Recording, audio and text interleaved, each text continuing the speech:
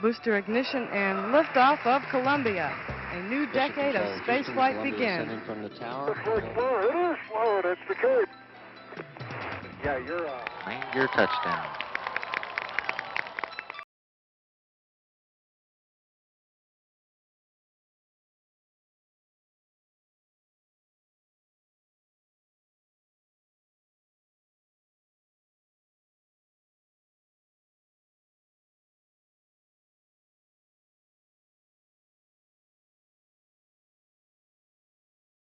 One, ignition and liftoff of Discovery and the Ulysses spacecraft bound for the polar regions of the sun.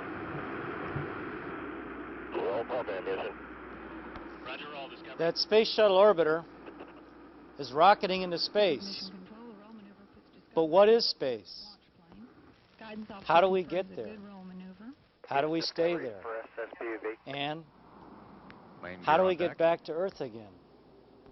Well, before we answer these questions, let's look at some history of manned rockets. This man, Robert H. Goddard, is considered to be the father of modern rocketry. He began testing rockets as a young man. And in 1926, he launched the world's first liquid propellant rocket.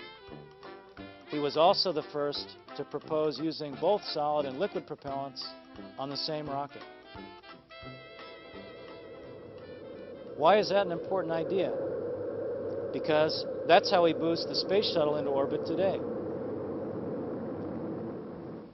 It was in 1956 when a team of scientists and engineers, led by Wernher von Braun, launched the Jupiter C rocket. This was the first time that we launched anything that went high enough to get into space. 2 years later, another Jupiter C traveled into space. But this time, it left a satellite up there to orbit the Earth. Then, in 1961, only months after the Soviet Union sent their first astronaut into space, NASA launched the first American into space on board the Freedom 7. Things were moving pretty fast. First, we had the Mercury program, then Gemini,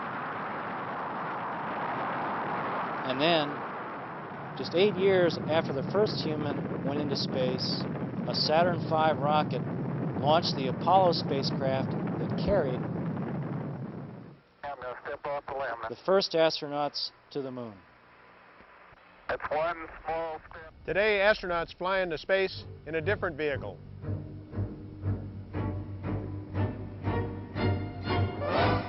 The Space Shuttle Orbiter.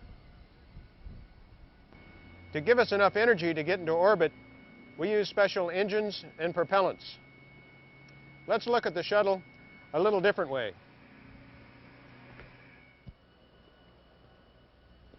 This is what we call the stack, sitting on a launch pad here in Florida. Let's look at it the way an engineer might look at it.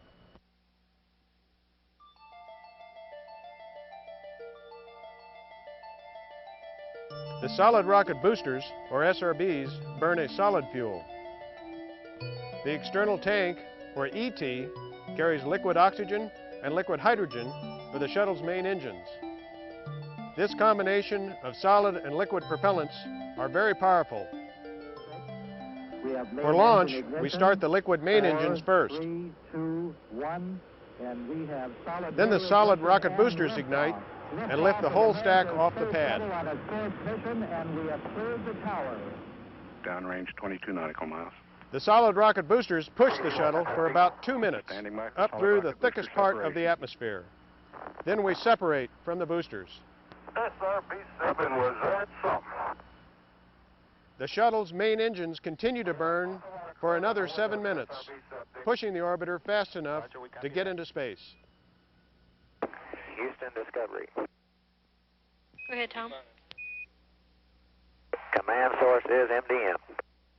Okay, and can you give us a deploy time, please?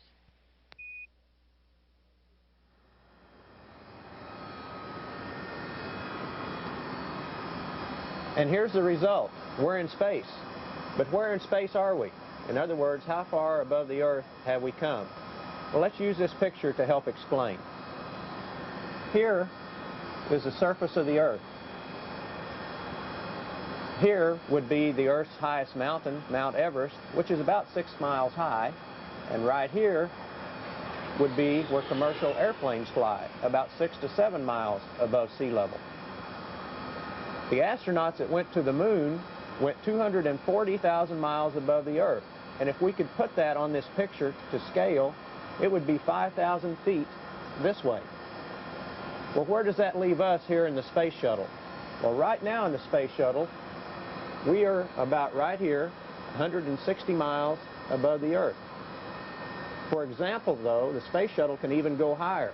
STS-31, that deployed the Hubble Space Telescope, went all the way out to here,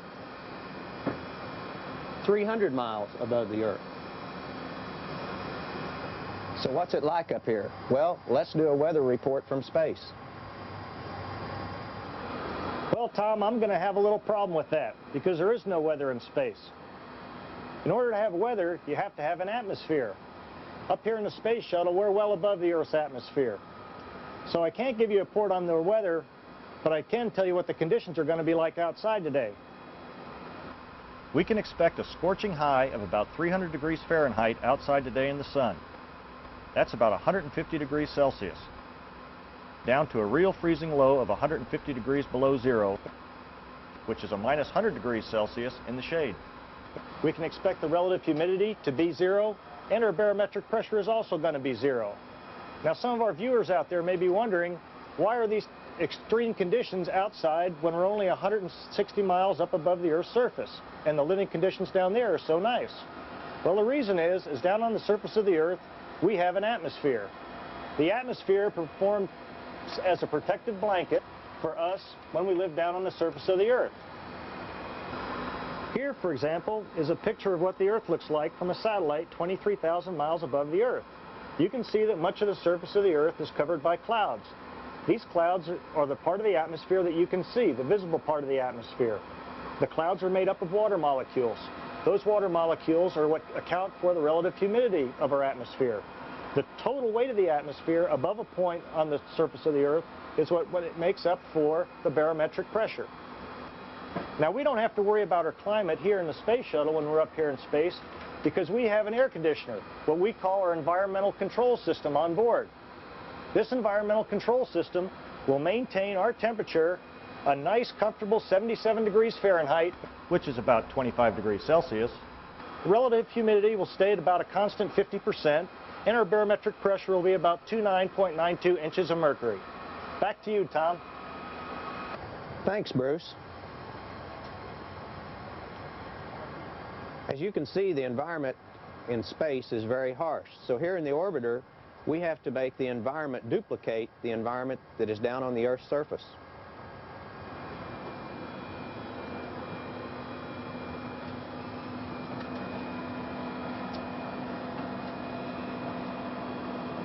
And even though we're over 150 miles up in space here, the pressure inside the space shuttle is almost the same as it is at sea level. See, it's fooled this altimeter into reading almost zero. Well, now we know where space is and what space is. How do we stay here once we've arrived? Well, 300 years ago, an English scientist, Sir Isaac Newton, figured out a way to do this.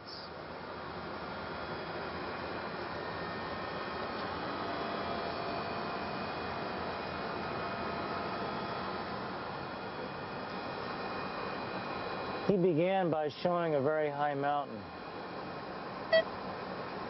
The imaginary mountain was so high that its peak poked above all the atmosphere. He put a cannon on top of the mountain and fired cannonballs. We'll use baseballs.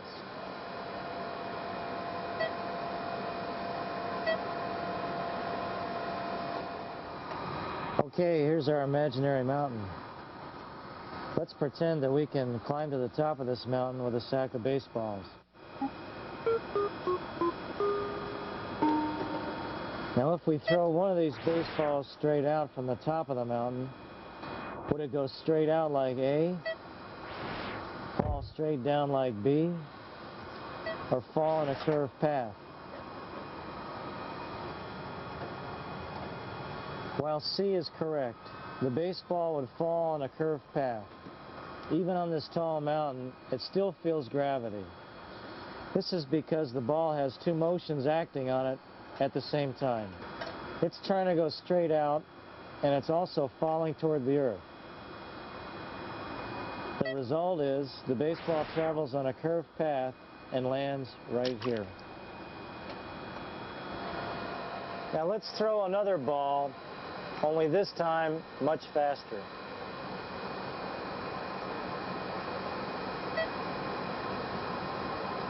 See, it goes farther than the first.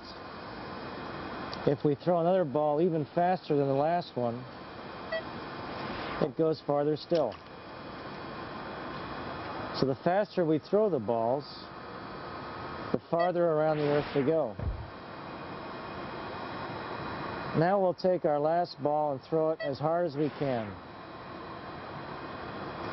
Just like the other balls, it falls in a curved path. But this one is moving so fast that it circles the earth. We'll have to duck to miss it. But it won't be safe to stand up for a while, because unless something gets in the way, the ball will continue to fall around the earth on a curved path. We call this an orbit.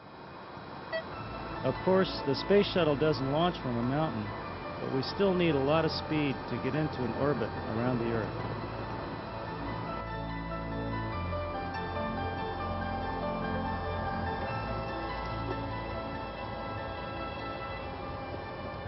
So, how fast do we need to be going to get into orbit?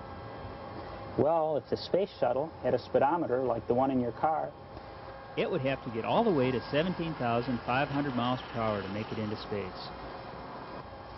So how fast is that? Well, it took the early pioneers months to cross the United States by wagon.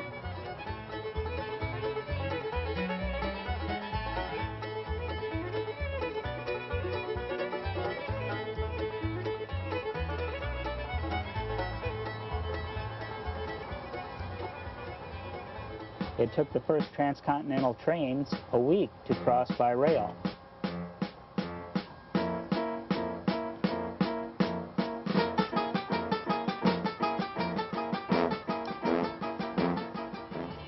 It would take about 3 days of driving round the clock to get across by car.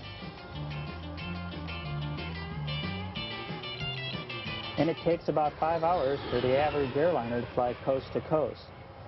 But on board the shuttle, we cross the country in 10 minutes. That's about 5 miles a second. You see, the space shuttle goes around the Earth 16 times every Earth day. That means we see a sunrise and a sunset once every 90 minutes. This could be a problem. Up here on the orbiter, if I woke up when it was light,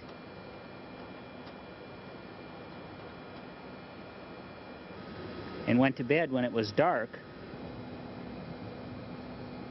I'd be getting up and going to sleep every 45 minutes.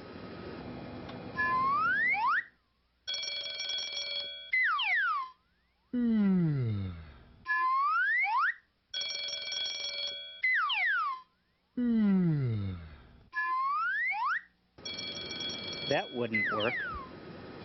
So instead, we just plan out our days like we would on Earth.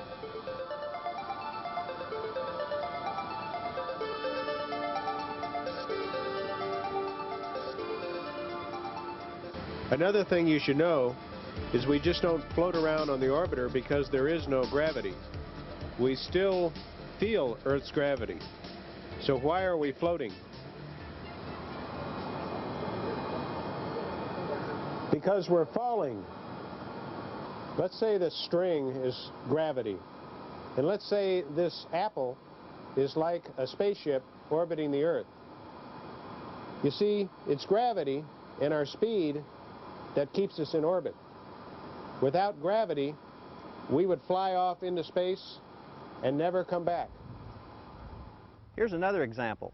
when I drop this apple on Earth, it falls. When I drop an apple here on the space shuttle, it falls too. It just doesn't look like it's falling. And that's because we're all falling together. The apple, me, and the orbiter. But we're not falling towards the Earth, we're falling around it. Let's imagine that we can send Bruce down to the nearest elevator on Earth.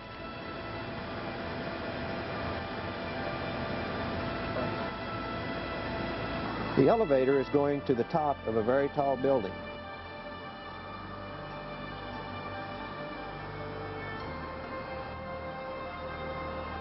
Suddenly, when he reaches the top, the cable breaks, and the elevator car with Bruce in it begins to fall. What will happen inside the elevator?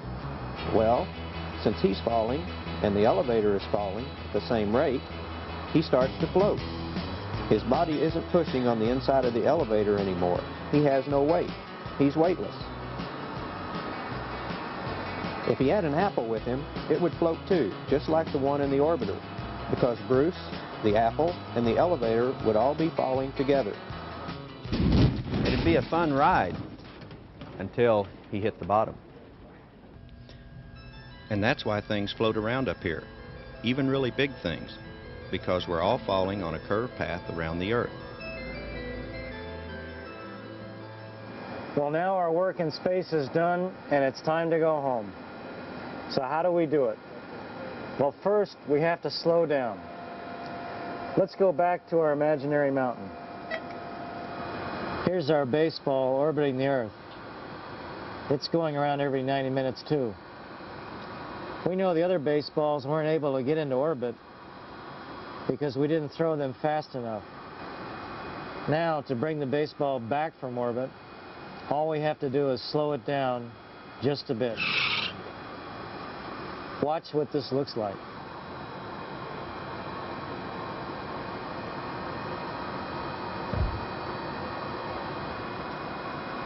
Those were our maneuvering engines firing. We use them to slow down. Here's what it looks like from outside the orbiter when they fire. They slow us down just enough to make a safe descent. Just like the baseball, we've got to slow.